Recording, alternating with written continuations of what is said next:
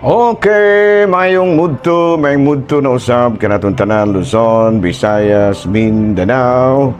Mayong mudto Philippines, mayong mudto world, mayong mudto universe. Ano na po tamang higala, dili nga atong tulumanon sa kahanginan, CONA Catechesis on Air. O ako lang gihapon kini yung ubos nga alagad, Reverendo Padre Edwin Academia Acab. Abay na may higala no, medyo problema tagamay karon tungod lagi kay hinay-hinay ng nakaipikto no ang matud pa El Nino no gani mura og doon na nakaroy mga lugar nga wala na tubig, rationing na no ang mga water districts karon nga diri sa Ayungon. Doon na mga lugar diri sa Ayungon nga gihatda na lamang ang tawag tubig ang mga tao tungod sa matud pa di na gyud mo agas kay mga tubod nga duha ka buok nga may gikuhaan sa ilaha nga supply sa tubig dito sa bukid wala na in taon gyud mo nahubas na no so muna nga dako-dako doon yung problema ha mga higala no doon na patay food crisis kay baling mahala kayo ning palaliton karon niya pagoy water crisis no ingon niya na doon na pagyod po kita energy crisis no sumura o kinahanglan na ginigdugang paningkamot sa mahigala dugang pagampo o dugang mga paningkamot sa panginabuhi. Nabi no hisgutis ko ta kabahig tubig save water lang kita no save water no o niya kinahanglan mo yung lagi tag tubig para sa atong mga tanom nahala no naginuto na to ning atong mga gikaligo nga tubig ara ta maligo ara ta mamubo diri sa dakong planggana aron nga ang tubig nga ato usab nga kana bitang wala na kaayoy sabon no nga sa atong lawas kanang mamanuwas na lang taba munay atong gamiton para sa pagpamubo sa tanom o nga manusab kini nga ato ang hinugas sa plato katong wala na kaayoy sabon manghugas sa plato kaldero ato nang tigumon ug moy atong ipamubo sa ato ang mga tanaman no kay parehas nako may pagkaplantito malagi ta ginagmay so na nga kinahanglan gyud nato pud nga buhion gyud ang ato ang mga tanom no kay murag lain baya pud kay may higala no para sa ako ra ba murag maghawang kayo ang balay nga wa gyud tanom ginagmay no bisan gog mga bugumbilya lang gud kini gitawag natong mga kalipay no dili lang tong mga mahalon kayo mga orchids sa mga roses no dili lang mga asparagus ingon niya ano so kana-ana lang ba ano kining gamitonon bitaw nato para sa kanang naay mga hubag-hubag no mayana ingon niya ano so ingon lang gud ana nya dili sa na sila ka survive ug di nato bulo bisibisan ginagmay so muna nga kung mahimo save water gid ta ha no kanang ato ang mga motor doon ako yung nakita mo higala murag kalas man nagtubig na kana bitawng naay tag 5-5 nga hulog-hulog unya musik kusog kay sirit para nako higala murag kalas nagtubig murag kalas akong tanaw so muna nga kun mahimo trapo-trapo lang no kuhaon lang tong mga kamagulangan siguro ay no limpyohan gid ato atong salakyan kay lain bisan kay tanaw dali sa kay mutaya atong salakyan og dili nato limpyohan pero dili lang ta magkalas-kalas og tubig no kay importante kay kana karon no. Unya, ako pong nabantayan mga higala nga medyo nanimaho na ang eleksyon. Nanimaho na mga higala kay nakita nato nga ang mga kandidato murag nagkuana maligayang pagdating no kanang matud pa maayong biyahe no maayong pagbiyahe something like that. Actually, nagpahiwatig na nagpaparandam na ba. Anyway, siguro kay murag nagdulong namang yung eleksyon. So siguro ato na i-evaluate ginagmay ang ato ang mga kining public officials starting from the kay midterms elections so wala dili paron presidential dili paron presidential elections so muna ang atong i-evaluate siguro kining ato ang mga mayor, congressman, kining governor, congressman, congresswomen atong tanawon po ng ilaha mga performances kay pag-abot kana bitaw nga ato pong tanaw ng ilang performance aron pod nga doon na kita basihan sa atong pagbutar ingon niya na no kay importante kay manggod mahigala kay kini bitaw pagdumala sa atong lungsod dili ba nato na pwede na lang isalig sa bisan kinsa na lang kinahanglan gyud nga sa ato yung mga sinaligan nga kanang kamaug yung maningkamot alang sa kaayuhan sila ang mga constituents, dili lang kay magpabaya ra pud sila habang mga gitawag na tugtulubagon kay nakasalalay baya pod sa ilang tagsa-tagsa ka mga abaga ang kalambuan sa atong nasod, ang kalambuan sa atong mga barangay, mga probinsya, ingon diana no, mga matong lungsod.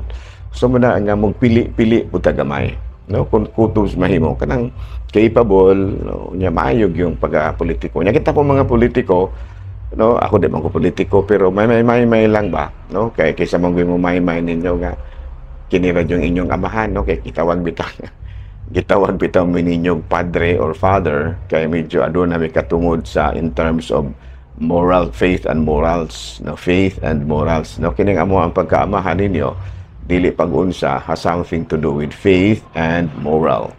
No, muna nga kung mahimo lang pod ang atong mga elected officials, so bisan ganing katong mga appointed officials, katong mga gipangsweldohan sa gobyerno, mas maayo pong maninuod po ta ginagmay, no, kana bang dili lang ang atong kaugalingong kaayuhan pod ba mo atong tulo tanaw-tanawon pod dato ning atong mga constituents, may ra ba narabay tubig, no, narabay maayong edukasyon ang ato ang may edukasyon ang mga kabataan, ang mga sa tinagalog pa na silid aralan, ano, o kanang gitawag nato og open ba kayo sa business ang atong lugar, kanang maayo ba ang mga kanang bitaw atmosphere sa business ba kay kinigong lugar mga higala, no, kining kabahig business mag-agad po ni sa kahimtang lungsod, no, kay kung atong lungsod walay tubig, walay kuryente nihit kayo trabaho, wala po yung mga business establishments nga matuko din ha, kaya nga naman kisa mo kunin mamalit ka perting pobrihan ng mga tao.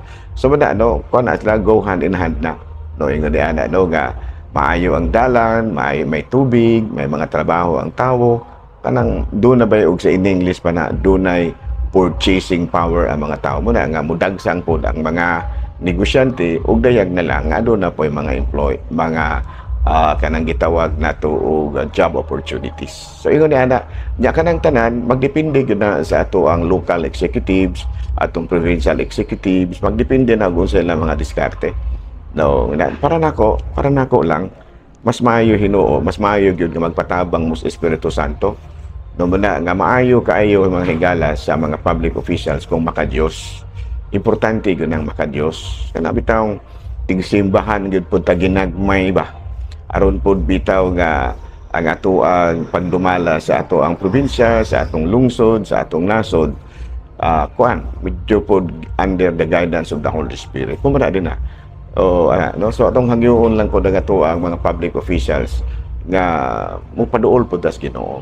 No, isip po sa kaamahan o sa kaamahan sa pagtuo or father, a Catholic priest, hangyo or sa taninyo. No nga paduol mo sa Ginoo aron pod bitaw ba nga magiyahan ninyong kuna-kuna. Klaro? Wala lang sa taroy ko may higala ha, kanang CBCP News, kay medyo naapikhan ko gabi kay diri man ang synodal consultation diri sa Ayungon, o niya alas 6 na ganito nakasugod sa gabi, nahuman po mga alas 8, o niya of course manihapon pa, diyan paghuman manghipos pa, medyo wag ko kapangandam niya gahapon sa adlaw. Medyo po naglululipan po ta, bisi-bisi po ta gamay, bago pang nahuman ang Easter, Easter Semana Santa, sumuna nga medyo kuan-kuan po ta gamay. Pero anyway, wala lang usap taroy kuan ha, alin na lang ta sa Saint of the Day. Pero ang atong Saint of the Day karon, secondary sa atong listahan April 4, mao si Saint Isidore of Seville, no, San Isidro sa Sevilla. Usa kini siya ka natawo kini siya sa Cartagena, Spain. The time of conflict pagyud, no, dunay gamayng problema panahon niya. Through learning unya usa kini siya ka matud pa educator, no, school master. Usa kini siya ka school master unya usa kini siya sa naningkamot gyud, no, nga adunay mga seminary to be built in every diocese. O kuan din siya kanang obispo, no, unya he founded schools that brought every branch of learning, human, kanang numerous books. Uy, bright day kayo din, no? Known for his charity, and so much that he was crowned them from morning, that he was crowded, no, from morning till night with the poor out of the countryside. So kanday kay ni siya, usa kini siya ka obispo, kini si Saint Isidore of Seville, no, maday ni siya, no, niya manggihatagon kaayo muna nga puno kaayo sa katawhan ng iyahang lugar. Unya daghan kaayo mga tao nga iyang natabangan, no, so muna, no, so muna nga padayon lang gud kita sa ato ang mga buhatono ni ining kamuntuhon. Si Saint Isidore of Seville. Okay. Okay, so padayon ta mga higala sa ato ang mga buhatonon, mao kadto ang ato ang usab nga ang ato nga saint of the day, si Saint Isidore of Seville. Abi no, ari kita mga higala sa ato ang mga pagtulunan. Ari kita sa kining mga basic jud ha, mga basic kayo nga mga pagtulunan nato. Una-una, what are the three sacraments of initiation? Yan, no? Basic sa taha kay andili lang kayo ta magpalalom, no? Initiation, what is initiation? Integration into the community of faith. You know? So what are the three sacraments of initiation? Number one, sacrament of baptism. Number two, sacrament of confirmation. And of course, number three, the Santos nga Misa, the Holy Sacrament. So, aras kita sa baptism, ha? Baptism ay higala incorporated a person into Christ, raised from the natural human condition to the dignity of adopted children, and become new creation through water and the Holy Spirit, and called the children of God. No, sa ito pa, kini ay initiation, kay matod palagi no, integration into the community of faith. Naso tato pa, kung kining sacrament of initiation, mao ang pagpasulod kanato ngadto sa community of faith. Unya, the three sacraments of initiation, mao ang baptism, ang bunyag. No, unya, unsa may mga gitawag nato og reasons behind nga nahimo siyang initiation tungod sa bunyag mahimo kitang sakop, mahiusa kita kang Kristo. No, we will be incorporated into Christ. And number two, we will be raised from the natural human condition to dignity of adopted children. No, sa ato pa, kung mabunyagan ka, gikan sa pagkatawhanon lamang, makadawat ka sa dignidad isip anak sa Dios. No? Mga sinagup nga anak sa Dios. And number three, mamahimo kitang bag-ong nilalang, pinaagi sa tubig ug sa Espiritu Santo.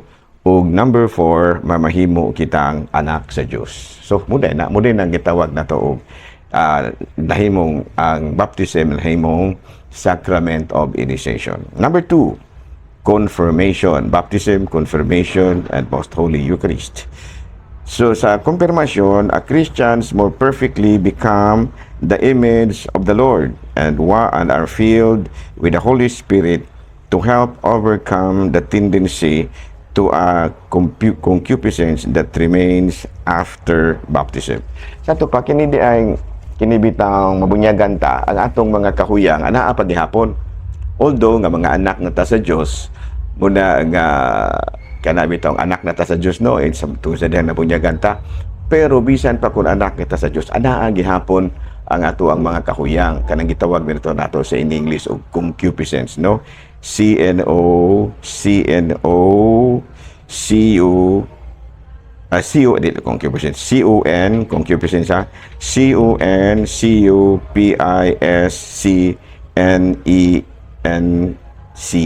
concupiscence. Ana paghihapon kayo bisan pa kun nabunyagan. Tamo na nga kinahanglan yung makakunsad kanato ang Espiritu Santo. Aron pod nga og sa ato pa na matibhang tigbangan ang ato ang mga kahuyang. Matibhang tibhangan o baka makuha. And number 2, we bear witness to Him before all the world and eagerly work for the building of the body of Christ. Sa ato pa, diha sa atong kumpirmasyon, murag magmaisugo na ta. Pagpadayag sa atong kaugalingon, isip usa ka Kristiyanos. Doon na nabay eagerness, no? And of course, living out the mission entrusted to us by Christ. No? Sa ato pa, doon naman tayo mga misyon, pinaagi sa Espiritu Santo, pinaagi sa kumpirmasyon, makuan gyud ta. Itawag nato magmaisugo na ta pagpadayag ni ini o niya makuha-kuhaan ang atong mga kahuyang. Number 3, murag mahimo nato bitawng puy-an na gyud ang misyon nato nining kalibutan. And number 3, kanang gitawag nato sa in English og sacrament of kining initiation. Mao kining initiation ha, E-N-I-T-I-A-T-I-O-N, initiation. So ganito'y meaning of initiation, no? Initiation is the integration, mahiusa ka ba, into the community of faith. Okay. And then the Eucharist. Sa diha, when we eat the flesh and drink the blood of the Son of Man, so that they may have eternal life, and show faith, the unity of God's people. Sa ito pa, sa ato ding pagkaon sa dugo, sa lawas o dugo ni Kristo, no, matagaan na kitag katungod nga makasulod, ma-incorporated lang kita. Dili lang diri sa yuta, kung dili labaw sa tanan, ma-incorporated kita o mahiapil kita dito na sa gingharian sa langit. Okay, klaro, no? And number 2, by offering themselves with Christ, they share in the universal sacrifices. Ato pa, doon naman gitawag na itong universal sacrifices. Kining misa ba? Kining misa, universal sacrifice man na kay halos tanang tao, basta katoliko lang, musimba, mangyug ka, basta usama na sa atong katungdanan. So that is a universal sacrifice. Ma-incorporated ka din ha. Meaning to say that you become a member of the universal people. Oh, klaro ba? Sa nindot kayo do nga, kinide atong pagka-Kristiyanos, dili lang kay kita-kita ra, kung dili doon na day kita'y mga kauban ni ini.